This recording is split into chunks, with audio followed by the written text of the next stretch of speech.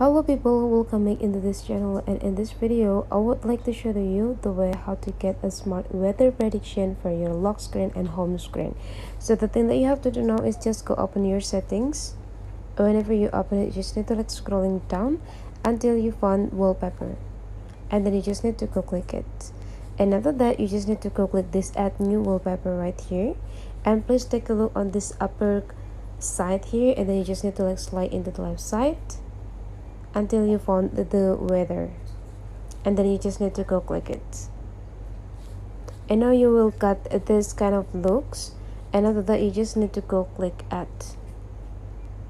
Now confirm that you want to set as a wallpaper pair, and here is the current wallpaper that you got from for your lock screen and home screen. So this home screen will be predict the weather that on your locations on right at the time.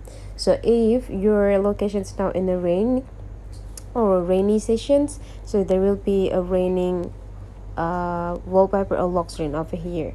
So I will let this show to you.